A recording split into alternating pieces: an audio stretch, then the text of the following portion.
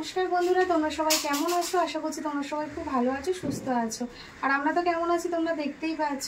তো বন্ধুরা, আজকের চতুর্থী, আর চতুর্থীর দিন ভাইকে দেখতে যাচ্ছি। অনেকদিন ভাইকে দেখতে যাইনি, প্রায় 1-1.5 মাসের উপরে হয়ে গেছে।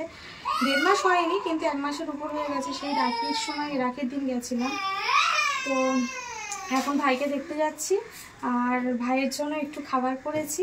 অনেক দিন পর ভাই আমার কাছে বলেছিল চিলি চিকেন আর রাইস খাবে, কিন্তু ভাইয়ের জন্য চিলি চিকেন আর করিনি। আর এদিকে মাইও অনেক দিন ধরে বিরিয়ানি করছে, তো মায়ের জন্য একেবারে বিরিয়ানি করলাম। ভাইও বিরিয়ানি খেতে ভালোবাসে, মানে বিরিয়ানি নামেই। এবার ওরা ভাই খাবে মানে বুঝতেই পারছো, নর্মালভাবেই বিরিয়ানিটা করেছি। তো বিরিয়ানিটা করেছি করে এখন মাই তো যাবে বলে অস্থির, মায়ের যাবে মামাকে দেখতে। কিন্তু বলো এই সময়টা বৃষ্টি হচ্ছে, আর বাইরে প্রচন্ড রাস্তায় জ্যাম, মাই নিয়ে গেলে অসুবিধা হবে। আমি যাব, ওই জন্য মাইকে নিয়ে যাচ্ছি না। মাইকে হ্যাঁ গাড়ি এসে গেছে, এই জন্য মাইকে নিয়ে যাচ্ছি না। আমিও যাব, তো আমি এক্ষুনি চলে আসবো। চলো বন্ধুরা, তোমরা ব্লগটা দেখতে থাকো। ভাইয়ের কাছে গিয়ে তোমাদের সাথে দেখা হচ্ছে। গাড়ি এসে গেছে, তো চলো দেখতে থাকো। টাটা করে দাও, বলো তোমরা ব্লগটা কন্টিনিউ দেখতে থাকো। বলো তোমরা ব্লগটি কন্টিনিউ দেখতেই থাকো। এটা কি ভাষা? সব সময় দুষ্টুমি। বলো মা এখন মামার কাছে যাচ্ছে। মা এখন মামার কাছে যাচ্ছে। মামা কেমন আছে তোমরা গেলে দেখতে পাবে। তোমার পুজোতে বাবা মা কটা জামা দিয়েছে বলো? 5টা। এই মা বাবা কটা দিয়েছে? একটাও না। বলো না, একটাও দেয়নি। দেবো, বাবাকে একটা কিনে দেবো, তাই তো শোনা বেবি। টাটা করে দাও। আর প্রচন্ড বৃষ্টি হচ্ছে, তার জন্য দেখো জানালায় চারিদিকে জামা কাপড় মেলা। তো চলো তোমরা দেখতে থাকো। তো এই দেখো বন্ধুরা, আমি গাড়িতে উঠে গেছি, আর এখন আমি আছি কাকুরগাছির মোড়ে। আমাদের বাড়ির কাছেই এই প্যান্ডেলগুলো। এখানে সব বড় বড় পুজো হয়, যেমন মিতালি সংঘ আছে, যুবকবৃন্দ আছে, আরও পুজো রয়েছে। সেগুলো এই মুহূর্তে মনে পড়ছে না, সব আমাদের বাড়ির পাশেই। সবাই ঠাকুর দেখতে বেরিয়ে গেছে, সব ঠাকুর দেখছে, প্যান্ডেলে ভিড় দেখলাম। তাই দেখে একটু মনটা খারাপ হলো যে আগের বছরটা কেমন ছিল আর এবছরটা হঠাৎ করে কেমন হয়ে গেল। তাই তোমাদেরকে আমি একটা কথাই বলতে চাই যে কাজ করবে সবাই, কিন্তু কাজের ফাঁকে নিজেকেও একটু টাইম দিও, সাথে ফ্যামিলিদের একটু টাইম দিও। কখন কার কি হতে পারে, কখন কার উপর দিয়ে কত বড় একটা ঝড় চলে যেতে পারে, সেটা কেউ বুঝবে না, এটা অজান্তেই আসবে। আমি এই কথাটা তোমাদেরকে বললাম বলে প্লিজ তোমরা কেউ মনে করো না যে আমি তোমাদের জ্ঞান দিচ্ছি। এটা আমার মনে হলো, এটা আমার নিজের ক্ষেত্রে আমি বুঝলাম, তার জন্যই তোমাদেরকে বললাম। এখন আমি বুঝতে পারি যে প্রতিটা সেকেন্ড আমাদের কাছে কতটা মূল্যবান। তো যাই হোক, আমরা আজ ভালো আছি, কাল নাও থাকতে পারি, সেই ক্ষেত্রে এই কথাটা বললাম। তোমরা প্লিজ কেউ মাইন্ডে নিও না যে আগের বছরে কি ছিল আর এবছরে একটা বছরের মধ্যে সব কিছু ওলটপালট হয়ে গেল। তো যাই হোক, তোমাদের সাথে কথা বলতে বলতে আমরা চলে এসেছি নিউ টাউনে। দেখো কত সুন্দর লাগছে, এটাই হলো আমাদের কলকাতা। তো দেখো বন্ধুরা, পুজো মানেই কলকাতায় লাইটে লাইট। তো এত সুন্দর লাগে এই পুজো কটা দিন, কিভাবে দেখতে দেখতে চলে আসলো। তো যাই হোক, তোমরা সবাই আনন্দ করো, সবাই সাবধানে থেকো, নিজেদের খেয়াল রেখো। আর কিং মাই লাইফস্টাইল চ্যানেলের পক্ষ থেকে শুভ মহাপঞ্চমী শুভেচ্ছা রইল আমার সকল বন্ধুদের। যারা আমার ভিডিওটা দেখছো তাদের ধন্যবাদ বলে ছোট করব না। যারা আমার নতুন ভিউয়ার্স আছো তারা অবশ্যই আমার চ্যানেলটি সাবস্ক্রাইব করে আমার পাশে থেকো। পাশে থাকা বেল আইকনটা প্রেস করে দাও, যাতে আমার নতুন নতুন ভিডিও আপলোড করার সাথে সাথে তোমাদের কাছে নোটিফিকেশান পৌঁছে যায়, আর তোমরা চটজলদি গিয়ে আমাদের ভিডিওটা দেখে নাও। তো দেখো বন্ধুরা, তোমাদের সাথে কথা বলতে বলতে আমি চলে এসেছি ভাই যেখানে থাকে। তো সেখানে দেখো কত সুন্দর করে সাজিয়েছে, আর আমি ভিডিওটা ভালোভাবে করতে পারিনি। তো যাই হোক, তাড়াতাড়ি করে আসছিলাম, অনেকটাই লেট হয়ে গেছে আজকে। এই ফার্স্ট টাইম আমি এত লেট করে এসেছি। বাড়ি থেকে বেরিয়েছি 6টা, এখানে আস্তে আস্তে 6:45 বেজে গেছে। আর ভাইয়ের কাছে আসলেই এখানে আগে বেল্ট পরিয়ে দেয়, কোন টাইমে এসছি, আমি কোথা থেকে এসছি, আমি কে হই, সব কিছু জেনে এই বেল্টটাই সব কিছু লিখে এই বেল্টটা হাতে পরিয়ে দেয়। তো মাকে এসে ফোন করলাম, মা চলে এসছে ভাইকে নিয়ে। আর ভাইকে দেখো, ভাইকে দেখে আজকে আমার মনটা খুব ভালো লাগছে।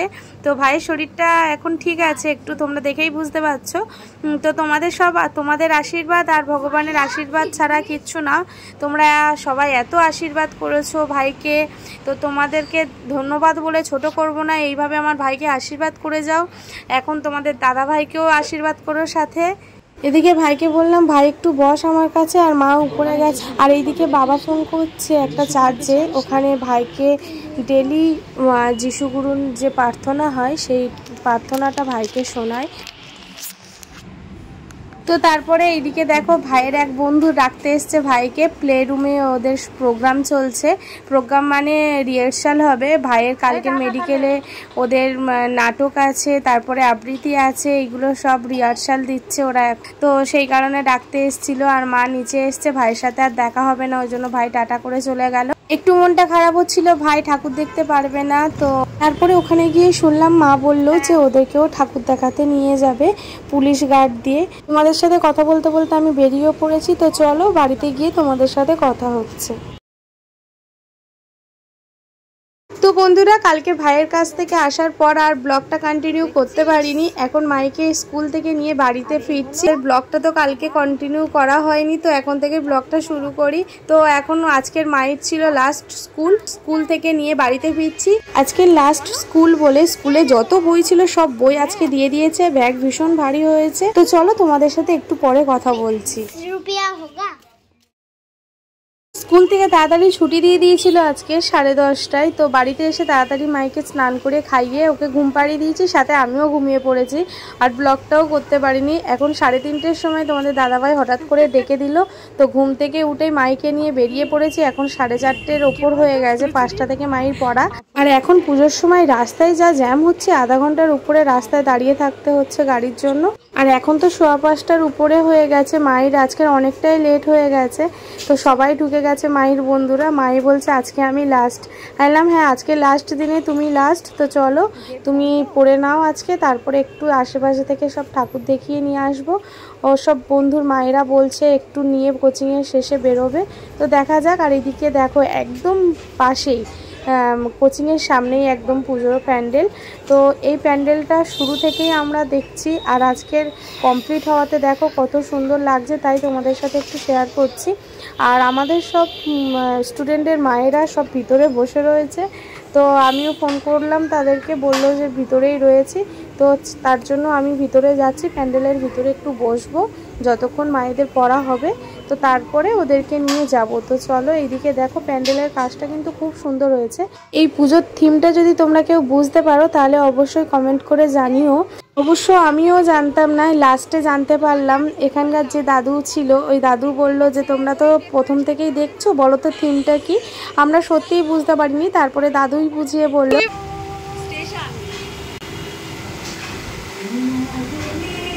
জেঠু বলেছে কি বুঝলে আমায় বোঝাতে হবে কিন্তু।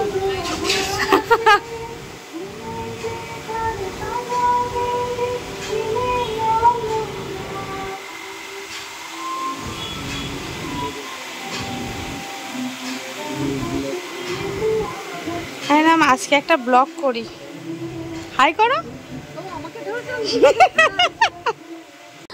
সাইকেলে করে মিস্ত্রিরা আসে, কাজে বেরায়, এসে এত সুন্দর একটা মানে প্রেজেন্টেশন করে যাত্রীদের সামনে।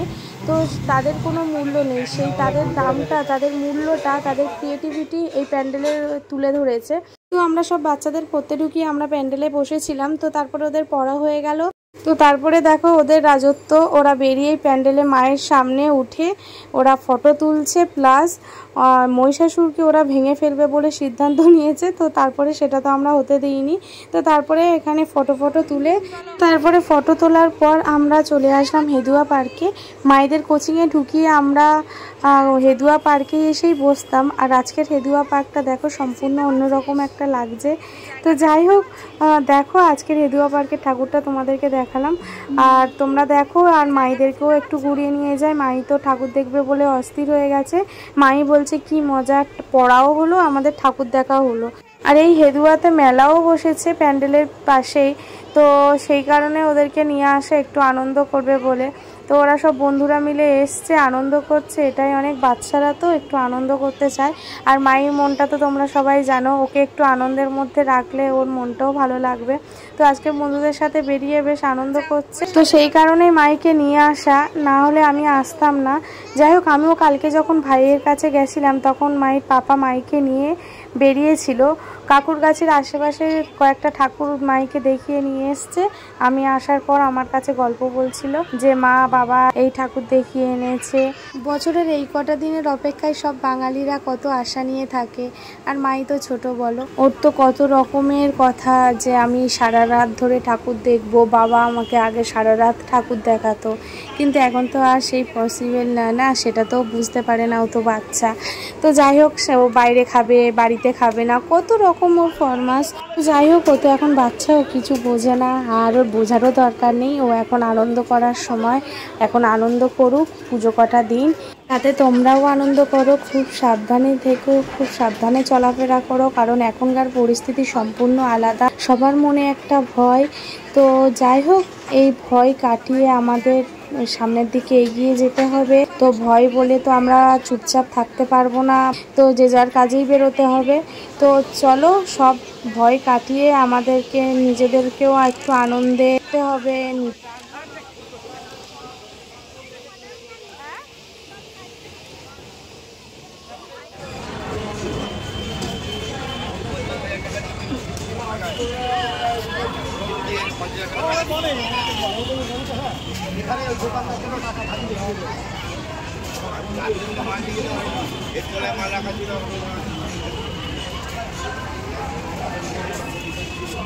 তো তারপরে হেরিয়া থেকে বেরিয়ে আর দেখো মায়েদের স্কুলের সামনে চলে এসেছি। একদম মায়েদের স্কুলের সামনেই পুজো প্যান্ডেল। আজকে সকালেই ছিল একরকম, তো মাই তো চিনতেই পারেনি। তো যাই হোক, মাই দেখে দেখো কেমন করছে, বলছি এটা আমাদের স্কুলের সামনে। অ্যাকচুয়ালি লাইটগুলো জ্বলছে না, লাইটের জন্য কিছু বুঝতে পারেনি, তো দেখেও অবাক হয়ে গেছে। তো কেমন করছে দেখো। তো পরপর কলকাতা মানেই পরপর অলিগলিতেই পুজো, তোমরা সবাই জানো, এখানে বলার কিছু নেই। তো মায়েদের স্কুলের সামনের পুজো দেখে মাই একদম অবাক হয়ে গেছে। দিনের বেলাটা ছিল সম্পূর্ণ আলাদা, তখন কোনো লাইট ছিল না, আর এখন লাইটগুলো যেহেতু জ্বলছে সেই কারণে সম্পূর্ণ অন্যরকম লাগছে। তো চলো বন্ধুরা, আজকের মতো ভিডিওটা আমি এখানেই শেষ করছি। আর বেশি ভিডিওটা বড় করব না, অলরেডি অনেকটাই বড় হয়ে গেছে। তো দেখা হবে নতুন কোনো ব্লগে তোমাদের সাথে। ততক্ষণ তোমরা সুস্থ থেকো, ভালো থেকো। তো আজকের মতো চলো, টাটা, গুড নাইট। দেখা হচ্ছে নতুন কোনো ব্লগে তোমাদের সাথে।